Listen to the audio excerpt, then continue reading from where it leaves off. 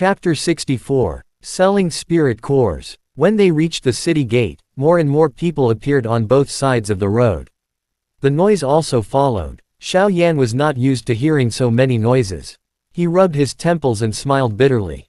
He followed Qin Fei and the others to the city gate. When they passed the city gate, the soldiers at the gate smiled when they saw Qin Fei. One of the more robust soldiers smiled and said, "Brother Qin, you came back so soon. Your harvest is not bad, right?" After saying that, he looked at Ling Fei beside him and blew a whistle. Sister Ling Fei is really becoming more and more beautiful.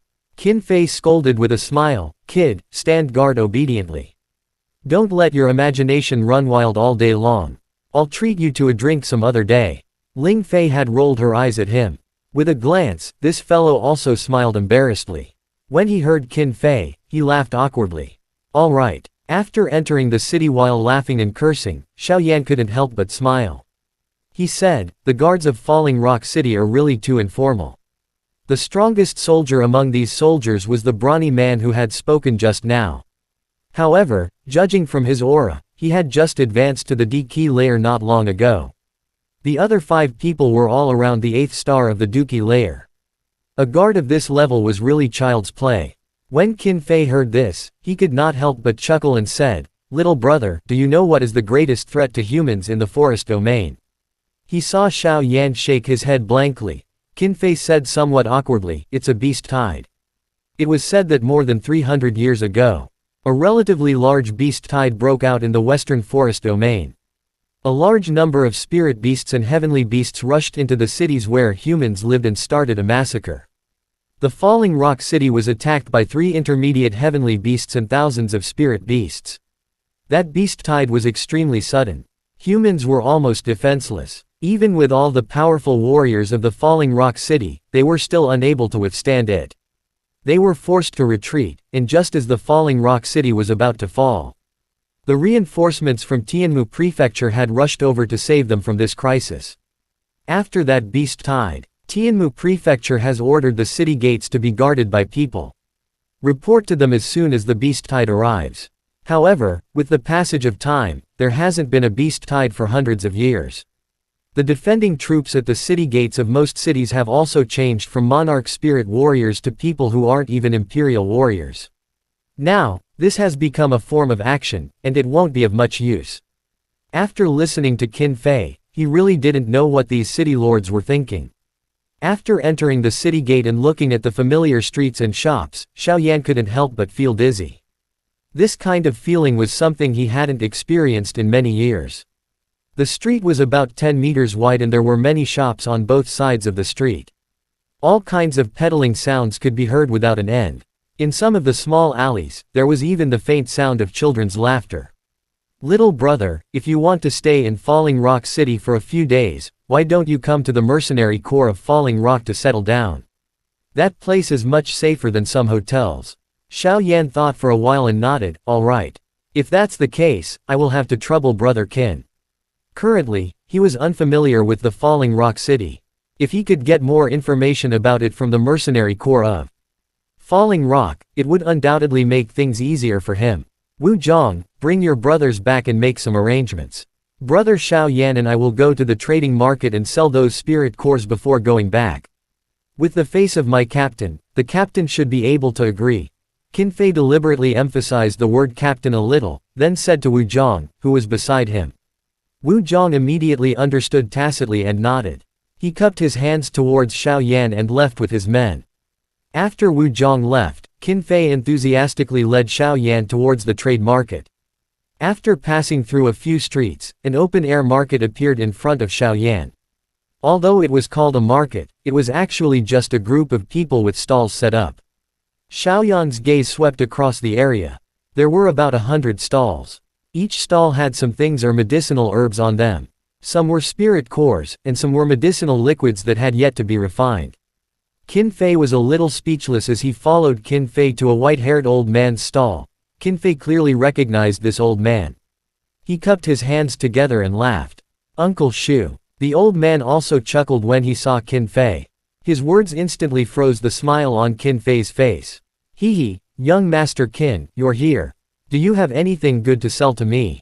He glanced awkwardly at Xiao Yan, who was standing behind him, and saw that the latter was still wearing a faint smile on his face. While Qin Fei smiled awkwardly, he had already cursed this old man in front of him in his heart. He had been pretending for a long time, but he didn't expect that this old man would ruin it with just one sentence. He saw that Xiao Yan didn't move. Qin Fei cleared his throat and said, "There are some spirit cores to be sold this time.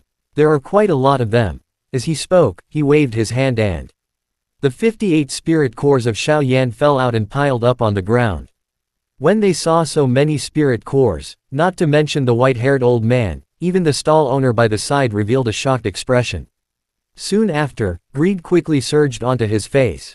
However, when he thought of second young Master Qin's father and the white-haired old man's master, that greed quickly disappeared. When he saw so many spirit cores in shock, even the white-haired old man's mental strength was slightly startled. After a pause, the white-haired old man looked at Qin Fei and smacked his lips. "Young Master Qin, could it be that you have taken out Regiment Commander Qin's collection?" Qin Fei's somewhat rough face immediately turned black. He looked at the old man in front of him and had the thought of strangling the latter for the first time. Immediately, he said in an impatient manner, "In any case, you will not find trouble with the Lei clan." The smile on the white-haired old man's face was withdrawn when he sensed the impatience in Qin Fei's voice. He lowered his head and seriously counted the spirit cores that were piled up underground. "These are middle-grade spirit cores." When he saw a few spirit cores that were flashing with a faint light, the white-haired old man was somewhat surprised. The doubt in his eyes as he looked at Qin Fei increased. If Qin Fei could kill an intermediate spirit beast, he would never believe it. If that was the case, these spirit cores could really be taken from his father's hands. Forcibly holding back the thought of strangling the old man, Qin Fei laughed bitterly and said, "Uncle Shu, can you not care about it?" The white-haired old man returned to his senses and smiled awkwardly. He couldn't help but laugh secretly when he thought of the movement technique of this young man in front of him. What was wrong with taking it from his father's hand? With the latter's identity, it wasn't strange at all. Shaking his head, Uncle Shu continued to count. Soon, there was a total of 63 pills. Calculating in his heart, Elder Shu said, "These low-grade spirit beasts are mostly in the bodies of spirit beasts below the level of 4 sovereign warriors. One of them is equivalent to 1,500 monarch crystals, a total of 56 low-level spirit cores. Counting them into your 90,000 monarch crystals, those 8 middle-grade spirit cores.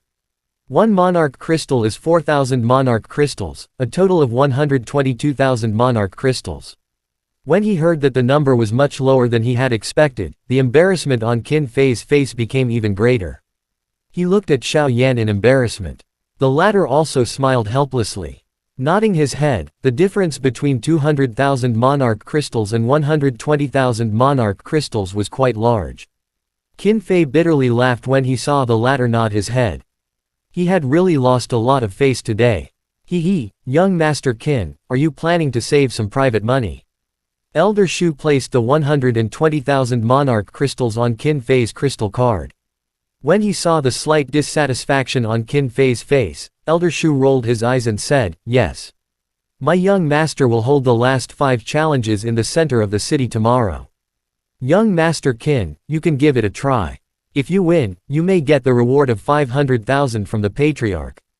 Qin Fei coldly snorted when he heard this. He curled his lips and said, "Forget it. With young Master Lei's strength, this kid won't be a match for him. If he loses, the mayor will probably go crazy." After walking out of the market, Xiao Yan suddenly said in a low voice, "Brother Qin, what's going on with the martial arena?" Qin Fei shrugged his shoulders and said, "That is." Qin Fei was shocked when he heard that. He looked at Xiao Yan and asked, "Brother, you want to participate?" Seeing Xiao Yan's calm expression, Qin Fei could not help but laugh bitterly. He thought for a while and then said in a low voice, "Actually, if you participate, you might be able to defeat Lei Te. At that time, the city lord will certainly be grateful to you, but you will offend the Lei family." After hearing these ambiguous words, Xiao Yan couldn't help but frown. What did this have to do with the city lord?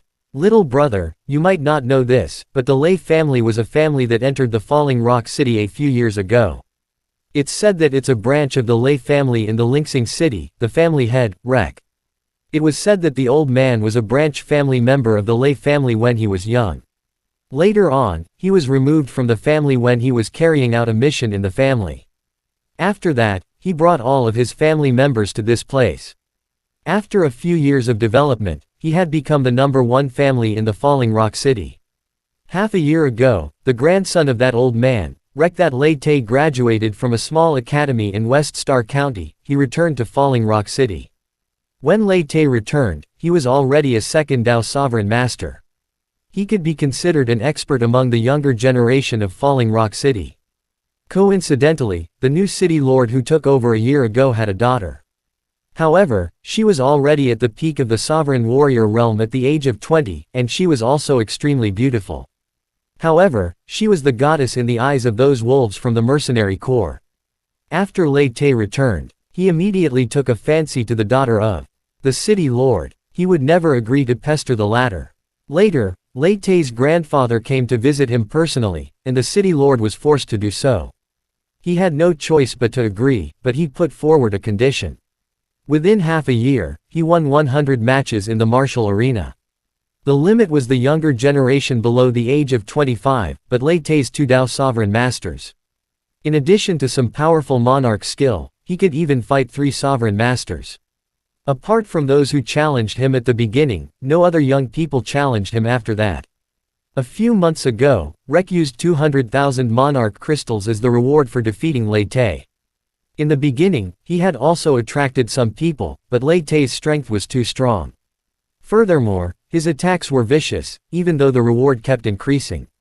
However, there were still very few challengers. Until now, there were only 500,000 of them. After the Lei family promised to give him a monarch spell, the number of challengers increased. Tomorrow would be the last 5 matches. If we win all of them, the goddess in our brothers' hearts will be defeated by that bastard. After listening to Qin Fei's introduction, Xiaoyan's eyes lit up. 500,000 monarch crystals and 1 monarch spell. This was a huge temptation to him. Not long after they left, a magnificent courtyard blocked their path. Around the courtyard, there were some men with naked upper bodies rubbing their weapons. A few female mercenaries were sunbathing in beast skins. There was a tall building, and a faint ferocious aura was emitted from it. "Captain Qin, you're back." When he saw Qin Fei, those men were delighted at first. Then, as if they had thought of something, the smiles on their faces immediately faded, and they greeted him lightly. "Captain Qin, I heard from Wuzhong that you guys encountered a black-scaled snake outside. How was it? Were you hurt?" Before they entered, a forthright and rough voice sounded. After that, a middle-aged man dressed in black walked out and saw that Qin Fei was safe and sound. When he heard that Qin Fei was about to be swallowed alive by the black-scaled snake, he let out a sigh of relief. Even Qin Wei's face turned pale. The table in his hand also shattered with a loud bang. Although Wu Zhong had said several times that Qin Fei was fine, when Qin Wei saw with his own eyes that his precious son was fine, he heaved a heavy sigh of relief. "Ah, it's this friend, right?